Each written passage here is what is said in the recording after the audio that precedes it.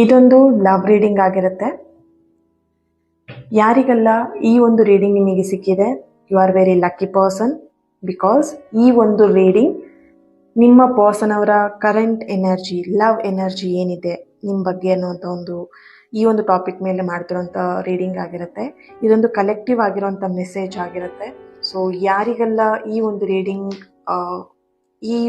ಈ ಒಂದು month end ಒಳಗಡೆ ನೋಡ್ತೀರಾ, ಅವರಿಗೆ ಈ ಒಂದು ಎನರ್ಜಿ ಕನೆಕ್ಟ್ ಆಗುವಂಥದ್ದು.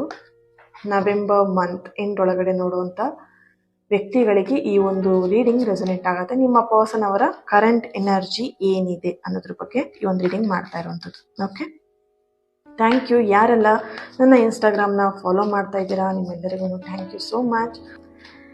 ಎಸ್, ಇಲ್ಲಿ first message 3 of pentacle, 5 of wands, Queen of Wands. Okay, first, second and third one, 10 of Swords, bottom of the card ಬರ್ತಾ ಇದೆ. ಓಕೆ,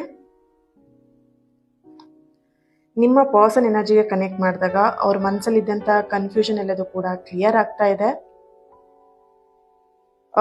ನಿಮ್ಮಿಬ್ರು ಮಧ್ಯ ಯಾವುದೋ ಒಂದು ಡಿವೈನ್ ಟೈಮಿಂಗ್ ಕೆಲಸ ಮಾಡ್ತಾ ಇದೆ. ಓಕೆನಾ, ಯಾವ ರೀತಿಯಾಗಿ ಕೆಲಸ ಮಾಡ್ತಿದೆ, ಯೂನಿವರ್ಸ್ ನಿಮಗೆ ಹೇಳ್ತಿರೋವಂಥದ್ದು ಅಥವಾ ಯೂನಿವರ್ಸ್ನ ನಿಮಗೆ ಸಿಗ್ತಾ ಇರೋವಂಥ ಒಂದು ಗೈಡೆನ್ಸ್ ಮೆಸೇಜ್ ಆಗಿರಬಹುದು, ಅಥವಾ ನಿಮ್ಮ ಪರ್ಸನ್ ಎನರ್ಜಿಗೆ ಕನೆಕ್ಟ್ ಮಾಡಿದಾಗ ಇಲ್ಲಿ ನಿಮ್ಮ ಪರ್ಸನಿಗೆ ಒಂದು ಭಯ ಕಾಡ್ತಾ ಇದೆ. ಇಲ್ಲಿ ಆ ಭಯ ಅನ್ನುವಂಥದ್ದು ಏನಿದೆ ಅದನ್ನು ಲೆಟ್ ಗೋ ಮಾಡ್ತಾ ಪ್ರೀತಿನ ಅವರು ಅವ್ರ ಲೈಫಲ್ಲಿ ಬರಮಾಡ್ಕೊಳ್ತಾ ಇದ್ದಾರೆ.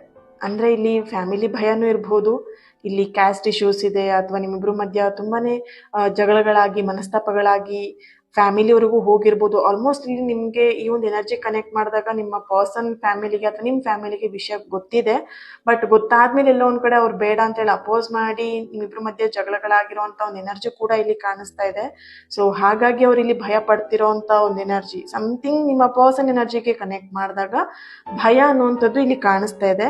ಸೊ ಯೂನಿವರ್ಸಿನ ನಿಮಗೆ ಗೈಡೆನ್ಸ್ ಆಗಿ ಬರ್ತಿರೋವಂಥದ್ದು, ನಿಮ್ಮ ಪರ್ಸನ್ ಇತ್ತೀಚಿನ ದಿನದಲ್ಲಿ ಅವರು ಸ್ಟ್ರಾಂಗ್ ಆಗ್ತಾ ಇದ್ದಾರೆ, ಆ ಭಯವನ್ನು ಬಿಡ್ತಾ ಇದ್ದಾರೆ ಆ್ಯಂಡ್ ಪ್ರೀತಿನ ಅವರು ಬರಮಾಡ್ಕೊಳ್ತಿದ್ದಾರೆ ಅವ್ರ ಲೈಫಲ್ಲಿ.